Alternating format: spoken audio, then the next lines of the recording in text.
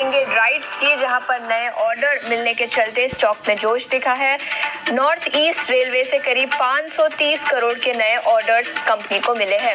इसी के साथ सेंट्रल बैंक इंश्योरेंस बिजनेस को मंजूरी मिलने से स्टॉक में भी तेजी।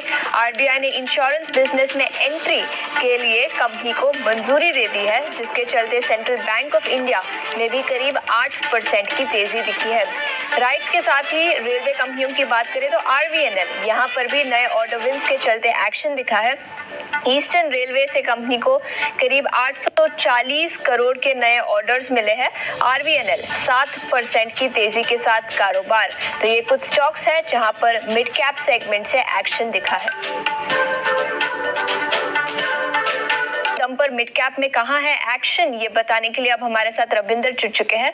Ravinder, good afternoon. बताएं मिड कैप में कौन से स्टॉक्स है जहां पर खबरों के दम पर आज एक्शन दिखा है? जी, तो सबसे पहले हम शुरुआत करते हैं मिड कैप इंडेक्स से, जहाँ पे मिड कैप इंडेक्स में हमें जो है 2% की तेज़ी देखने को मिल रही है। वही मिड कैप इंडेक्स के जो 94% ऑफ द स्टॉक्स जो है अपने हरे निशान पर ट्रेड कर रहे हैं।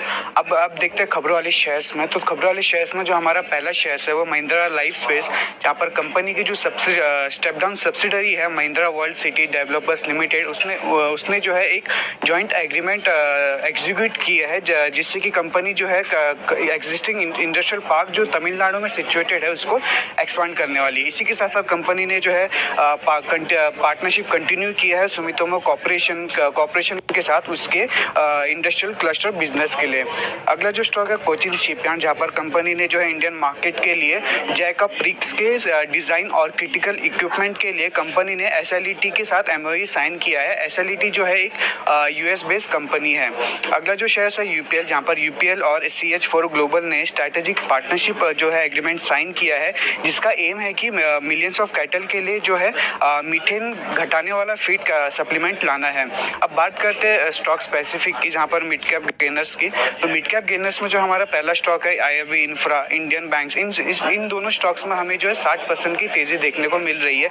इसी के साथ साथ Bharat Dynamic, IDBI bank, Cummins India, इन स्टॉक्स में हमें तेजी देखने को मिल रही है। अब बात करते हैं मिड कैप लूजर्स की। तो मिड कैप लूजर्स में है Max health care, Bharatiya Hexacom, Paytm, solar industry, Indian hotel, इन स्टॉक्स में हमें जो है सेलिंग देखने को मिल रही है।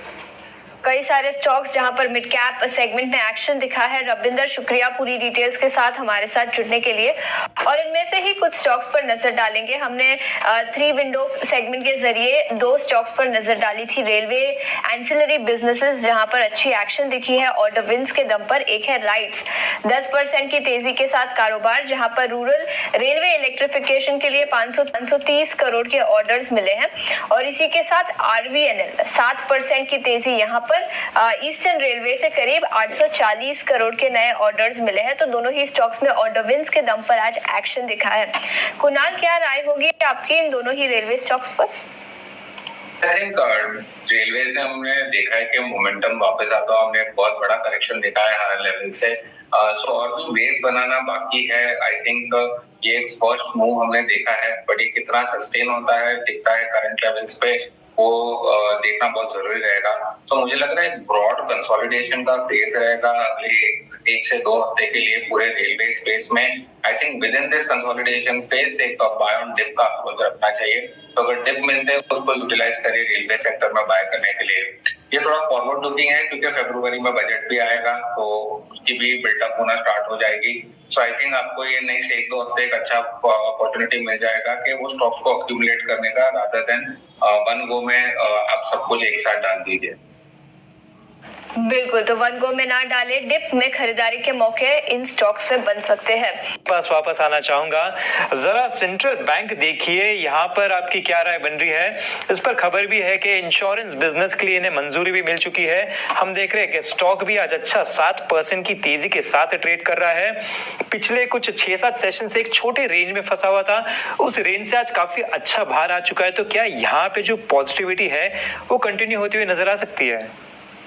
आई थिंक डेफिनेटली स्टॉक अगर आप देखोगे कि बहुत बड़े कंसोलिडेशन में या थोड़ा डाउन ट्रेंड में आप देखोगे, फाइनली हमें एक रिवर्सल्स के साइन दिखे आज के ट्रेडिंग सेशन में।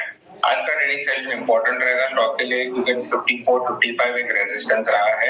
आज हम अगर उसके ऊपर क्लोज करते हैं फिर मोमेंटम कंटिन्यू होना स्टार्ट होगा जो स्टॉक को अपने 200 डीएमए तक लेके जाएगा जो 61 का लेवल है हायर एंड पे।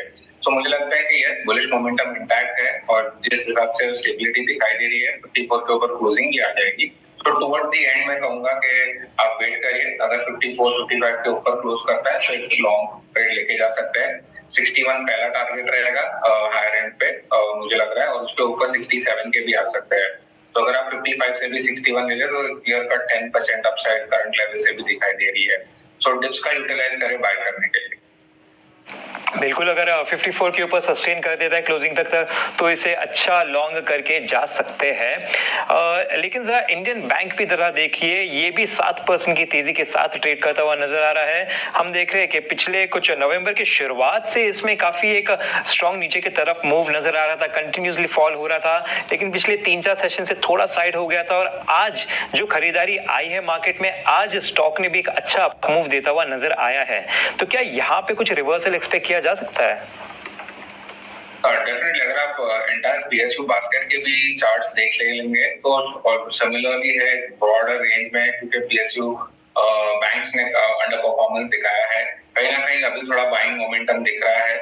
जहां तक इंडियन बैंक की बात है, आज के ट्रेडिंग सेशन में 3 क्रिटिकल मूविंग एवरेज 200, 100 और 20 डे तीनों एक साथ स्टॉक ने सरपास किया वॉल्यूम्स के साथ यहाँ पे हुआ है।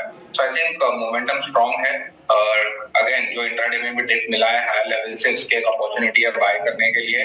मुझे लग रहा है स्टॉक वापस अपने हायर एंड पे रेजिस्टेंस जो है 590 594 का जोन वो टेस्ट करने आएगा। जो लोअर एंड पे सपोर्ट बन चुका है स्टॉक को वो है 540। सो जब तक 540 ब्रीच नहीं करता है तब तक वो बुलिश रहेगा। बिल्कुल, तो ये नजरिया इंडियन बैंक पर आपकी क्या राय बन रही है? हम देख रहे हैं कि पिछले सेशन में एक्चुअली काफी बड़ी रिकवरी आई थी, बहुत ही बड़ा कुछ 2.5% का उछाल आया था, वही हमें इस सेशन में भी कंटिन्यू होता हुआ नजर आ रहा है। साथ ही साथ आज 20 डीएमए को भी इंडेक्स पार करता हुआ नजर आ रहा है। तो यहाँ पे आपकी क्या स्ट्रेटेजी बन रही है? Good afternoon. I think definitely state elections के बाद हमने जो गैप अप ओपनिंग देखी है मार्केट में, यहाँ कहीं ना कहीं हमने देखा है कि एक अच्छा खासा रिवर्सल निफ्टी में आ गया था। अब हायर एंड पे आप देखोगे ऑप्शनल डेटा भी मैं इसमें ऐड कर दूं तो 24,500 की स्ट्राइक प्राइस है जहाँ पे हाईएस्ट ओपन इंटरेस्ट है कॉल के तरफ से और लोएस्ट एंड पे 24,000 है जहाँ पे अभी पुट राइटिंग विजिबल है। तो 500 पॉइंट की रेंज है जिसमें निफ्टी अभी ट्रेड कर रहा है। With in the range approach by side का रहेगा। मुझे लग रहा है डिप्स को यूटिलाइज करें बाय करने के लिए। करंट लेवल्स पे रिस्क रिवॉर्ड फेवरेबल नहीं है। दो तरीके से आप ट्रेड कर सकते हो, या तो निफ्टी आपको 24,200 150 के जोन में मिलता है तो वापस एक फ्रेश लॉन्ग पोजीशन इनिशिएट कर सकते हो और 24,000 का स्टॉप लॉस रखते हो और 24,500 के टारगेट्स रहेंगे अपसाइड पे। सेकंड अप्रोच है अग्रेसिव लेवल्स कंफर्मेशन के लिए वेट करिए 24,350। अगर निफ्टी वापस इंट्राडे में निकालता है तो एक बाय वापस ट्रिगर आ जाएगा, फिर आप 24,300 का एक स्टॉप लॉस रख के 50 पॉइंट का स्टॉप लॉस रख के 24,500 के टारगेट्स अपसाइड में रख सकते हो। तो आज मुझे लग रहा है शायद रेंज बाउंड ट्रेडिंग सेशन रहेगा। कल के ट्रेडिंग सेशन में आपको एक फॉलो अप मूव मिलेगा जो निफ्टी को 24,500 तक लेके जाएगा। जहां तक बैंक निफ्टी की बात है, यहाँ पे स्ट्रेंथ काफी है। सो बैंक निफ्टी में मैं कंपैरेटिवली पॉजिटिव हूँ करंट लेवल से भी, या 52,000 के आसपास अगर आपको बैंक निफ्टी मिलता है तो एक आइडियल अपॉर्चुनिटी रहेगी बैंक निफ्टी में लॉन्ग करने के लिए। ओपन इंटरेस्ट के माध्यम से भी 52,000 पुट राइटर्स काफी स्ट्रॉन्ग है, एक्टिव है। सो वहां पे आपको एक अपॉर्चुनिटी मिल सकती है बाय करने के लिए 52,400-500 के टारगेट्स के लिए अपसाइड में। 52,400-500 अभी एक स्ट्रॉन्ग रेजिस्टेंस है, वो गैप है जो प्रीवियस फॉल का था तो वो शायद टच करने बैंक निफ्टी हायर एंड पे आ जाए। 51,800 का आपको स्टॉप लॉस रखना है डाउन साइड। यहाँ पे एम लेवल्स दोनों ही इंडेक्स पे आपको दे दिए गए हैं। निफ्टी में थोड़ा सा रेंज बाउंड सेशन रहने की यहाँ पे पॉसिबिलिटी है, लेकिन 24,350 के मेनली उसके ऊपर जब जाएगा तब एक अच्छा पॉजिटिव मोमेंटम नजर आ सकता है। साथ ही साथ कुणाल ने बताया कि निफ्टी बैंक पे अच्छा पॉजिटिव नजरिया नजर आ रहा है। साथ ही साथ हम देख रहे हैं कि निफ्टी बैंक भी पिछले सेशन में 200 डीएमए पर ही सपोर्ट लिया था तो वहां से काफी अच्छी रिकवरी आती हुई नजर आ रही है, जिसके चलते हम यहाँ पे काफी अच्छा बुलिश सेंटिमेंट